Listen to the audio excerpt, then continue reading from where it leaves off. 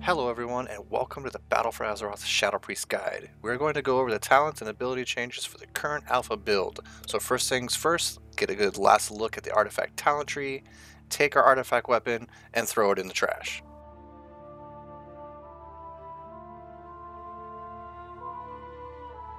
So let's take a look at the most important and unique artifact abilities that have been removed. First, we have Call to the Void, which would spawn little old god tentacles that would mind flay your target. Also, Lash of Insanity, so when Call to the Void would proc the tendrils, it would also generate 3 insanity.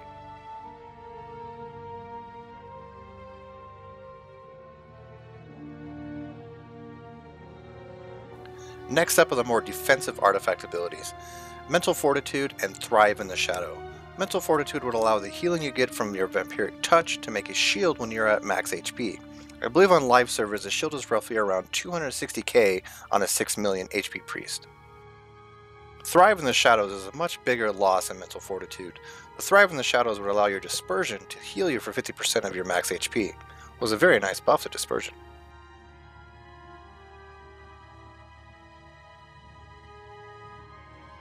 Sphere of Insanity and Darkening Whispers.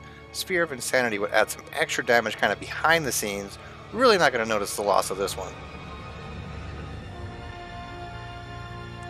Darkening Whispers was the end trait for the artifact up until the release of the Broken Shore questline that brought new artifact changes. This ended up just being a flat 5% shadow damage boost, which is now gone.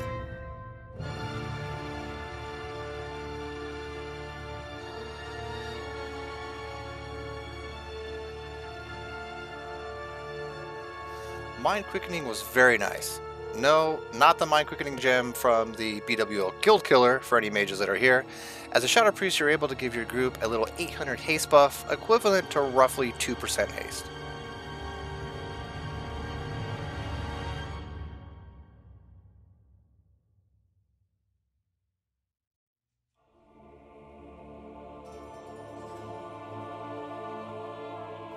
So let's take a look at the insanity changes on the primary abilities that are used from the Shadow Priest.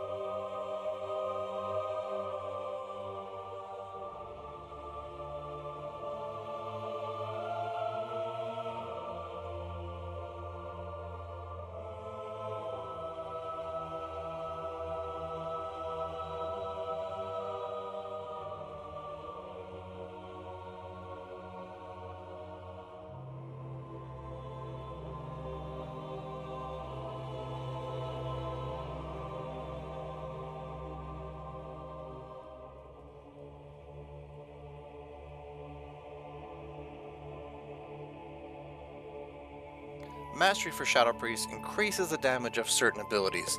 On Legion, Mastery only affected 3 abilities, Shadowward Pain, Vampiric Touch, and Void Bolt. Now, on Battle for Azeroth, Mastery affects Shadowward Pain, Vampiric Touch, Mind Blast, which is Shadowward Void if you talent it, Mind Flay, Mind Sear, Void Eruption, and Void Bolt. Excluded from the Mastery percentage increase are Shadowward Death, Shadow Crash, Shadow Fiend, Mindbender, and Void Torrent.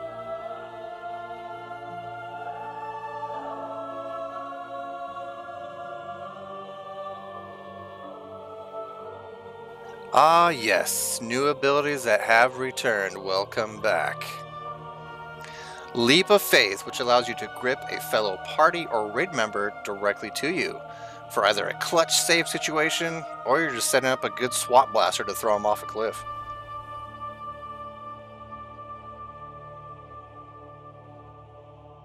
Power Word Fortitude makes its return, and there are a few group buffs making their way back into the World of Warcraft. Nice to have some more HP, and it's a group buff. At least now it's a flat percent. If I remember back in the day, it was a random number like plus 54 HP.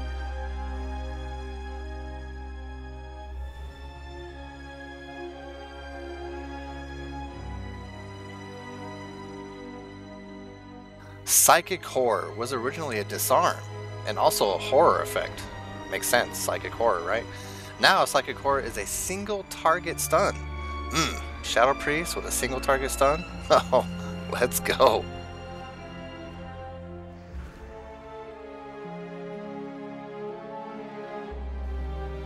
Lastly, we have Mind Sear. Now, I do understand that Mind Sear was in Legion, but the real Mind Sear returns. Having that go-to AoE attack for a Shadow Priest makes the spec much more enjoyable. Nothing like gathering up some wild dinosaurs and searing them down.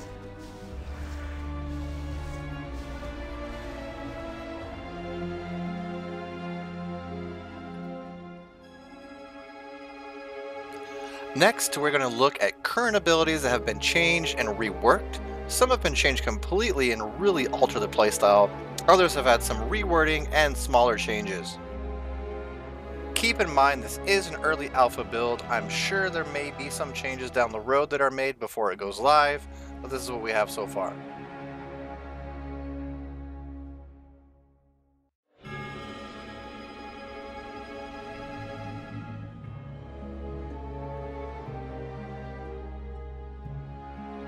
Shadow Form has had the tooltip reworded. In Legion, it said increasing your shadow damage dealt. Now, in Battle for Azeroth, the wording is increasing your spell damage dealt.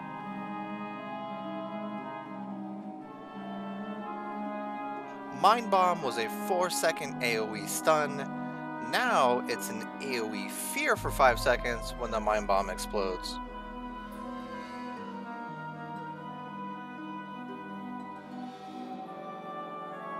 So in Legion, if you were to Mind Flay a single target, it would just do its standard Ghostbuster beam, but if you had a Shadow Word Pain on that target and other enemies stacked on that target, you would proc that Mind Sear pulse from the target with the Shadow Word Pain. In Battle for Azeroth, that Mind Sear pulse is removed because Shadow Priests have Mind Sear back as its own ability. Other than that, the tooltip will read the same in Battle for Azeroth. So Voidform has been changed up quite a bit. In Legion, we were introduced to Voidform as it added that extra shadowy feel to the Shadow Priest. Voidform gave you 20% shadow damage buff, reduces the cooldown of Mind Blast by 3 seconds, and granted a stacking haste buff that was 1% every second. In Battle for Azeroth, Voidform only increases spell damage by 10%, it reduced cooldown to Mind Blast by 1.5 seconds, only grants an additional 0.5% haste every second, compared to the 1% additional every second. So while you were in Void form, Void Bolt is an ability which added 3-second durations for Vampiric Touch and Shadow Word Pain. Now Void Bolt only adds 2 seconds. So Lingering Insanity is the haste buff you would get when exiting Void form. Depending on how high you would get your Void stacks would represent your Lingering Insanity haste buff. In Legion, the buff would fade at a rate of 2% every second. In Battle for Azeroth, Lingering Insanity now only fades at 1% every second. Legacy of the Void would make Void Eruption castable at a minimum of 65 Insanity and increase shadow damage by 5%. Now, Void Eruption's cast time is reduced by 40% and castable at 60 Insanity. There is no longer a damage buff.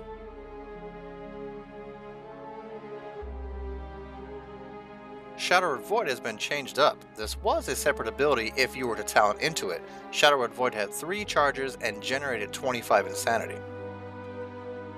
In Battle for Azeroth, Shadow Word Void replaces Mind Blast, has 2 charges and only generates 15 Insanity. Also, the baseline damage is higher than Mind Blast. In Legion, the damage was actually lower compared to Mind Blast. In Legion, Shadowy Insight was a 10% chance to proc a free Mind Blast from a Shadow Word Pain. The Battle for Azeroth tooltip just shows chance, but does not give the specific percentage. Shadowy Insight does work exactly the same.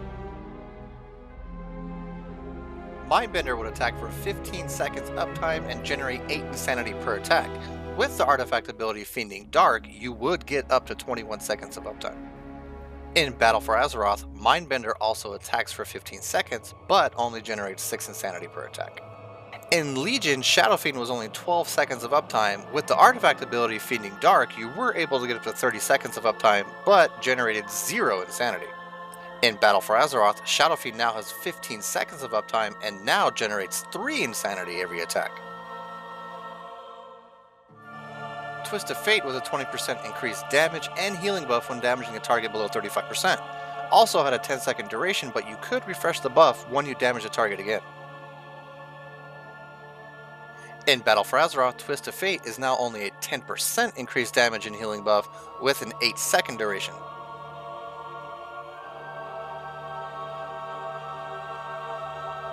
Shadow Word Death, the execute button for the Shadow Priest. The ability itself is the exact same, just no longer a passive. Shadow Word Death has to be chosen as a talent now. Still the same 2 charges, and the insanity gain are 15 and then 30 when the target dies. Tough to see Shadow Word Death as a talent now. I remember all the way back to Burning Crusade having Shadow Word Death. I have actually killed myself many times due to the original mechanic of the damage being reflected back to the priest. Changes like this are always tough, especially if Shadow Word Death is your only execute. Having to make a choice to use Shadow Word Death or a non-execute ability doesn't make much sense here. Again, it's early alpha and it's possible we might see some changes.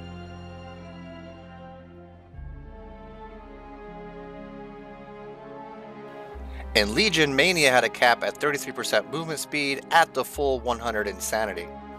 In Battle for Azeroth, the movement speed has a cap which has been raised to 35%.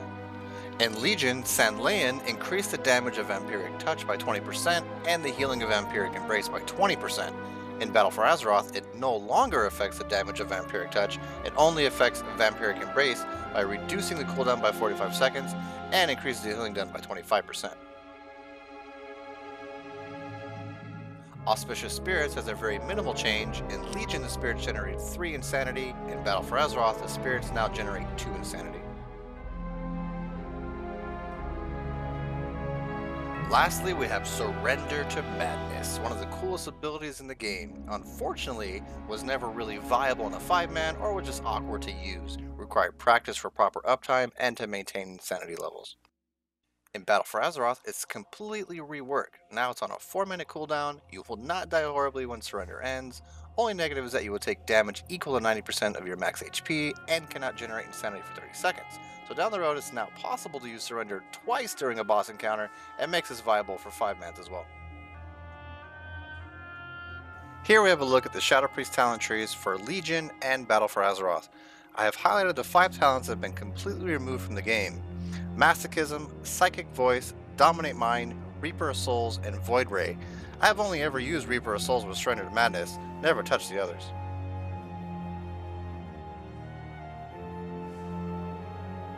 So let's do a quick breakdown of the talent tree, and I will also give you my optimal talents for questing and the talents I use for the new 5-man. First, we have the level 15 talents row. Fortress of Mind, nice damage boost to Mind Blast and Mind Flay, could be used for a single target build. Shadowy Insight, very nice for questing and solid for the 5-mans. Shadow Word Void replaces Mind Blast with 2 charges, does a little more damage, and has slightly longer cooldown. Could also see this being used for a single target build. Level 30 Talents row, Mania could be good for kiting tons of mobs, but not commonly used. Body of Soul, this is the most consistent move speed and boost ability a Shadow Priest has. Sanlean is the oddball in this row. As I mentioned earlier in the video, this talent not only affects Vampiric Embrace. Strange to have 2 movement speed talents and then a healing talent. Level 45 Talents row, Dark Void. Nice to have a free dot applied to a mob from erupting. There are situations I can see this being very popular. Misery feels smoother for questing, and 5-mans saves the GCD with that Shadow Word Pain auto apply. Twist of Fate unfortunately has been put on this row. Again, single target build most likely. When you're questing, you're kind of just burning through mobs. Level 60 Talents row, Last Word. It's amazing that a Shadow Priest can have a silence on a 30-second cooldown, but this should be a passive in my opinion, not a talent. Mind Bomb is no longer an AoE stun. Being a fear now, it's not the greatest option. Hey, as a Shadow Priest, if it has an energy bar, it's getting dotted up, and it's just going to break instantly. Psychic Horror, a nice single target stun, and you still have your Psychic Scream.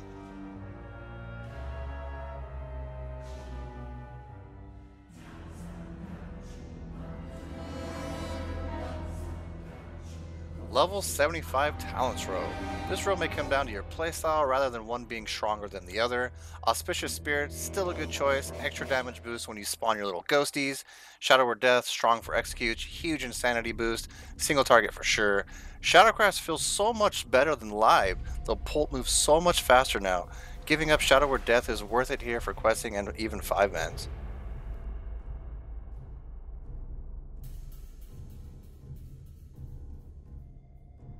Level 90 Talents Row. Lingering Insanity. It's always nice to have that extra haste, especially now with the haste bonus fading at 1%. In between pulls, normally while leveling it's like a 6 to 10 haste bonus. Mindbender does a ton of damage and makes the Insanity ramp up very smooth. Power Fusion, hey, who doesn't like PI, right? Feels like a trinket you would use every 2 minutes, but a Mindbender every 45 seconds is so strong here.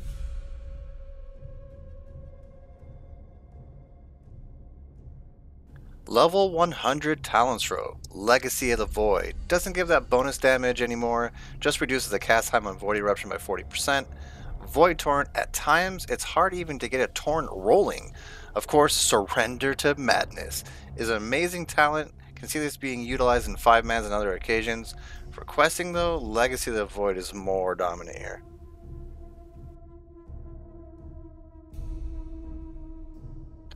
As I mentioned earlier, I will go over my optimal talents to run for questing, and they are the same talents that I ran for the 5-man as well. On a few talent rows, there are stronger choices. I will briefly explain why I choose one over the other for this current alpha build. For row 15, Shadowy Insight would be my optimal choice here. Due to all the dot damage opportunities you have while questing, having that Freed Mind Blast proc is juicy. For row 30, Body and Soul is the most popular choice for me here. With the ability now to spam Power Word shields over and over until you're out of mana, you can roughly get about 4 shields, so 12 seconds at 40% run speed is amazing for a Shadow Priest. For row 45, nice to have that damage buff from Twist of Fate, but Misery would be my choice for questing. This has a very old school playstyle to it. I remember back in the day consistently recasting my dots over and over. Able to cast 1 dot out and get 2 applied, it is great. For row 60, it's really nice to have that single target stun with Psychic Horror. You also get to have your Fear with Psychic Screen. Having both is very nice. For row 75, Shadow Crash is just the way to go on this row. Yeah, it's annoying if you're doing a 5-man and the tank pulls the mobs away just as you're setting up the mighty Bolt of Death. With the new travel time, it's so much better. For row 90, Mindbender every 45 seconds. When you're able to use Mindbender, you use it. With the dot durations reduced, you want to be able to cast as many Void Bolts as you can. Using a Mindbender, you can get right back into Voidform and just bolt away. Giving up 6 to 10 haste while questing is an easy choice here. And lastly, for row 100, for questing, Legacy of the Void is more dominant here. If you want to use Surrender, by all means go for it. Maybe blowing up a rare elite or something would be my only thought. Void Torrent now is just worthless. Thanks for watching my video. This was my first class guide.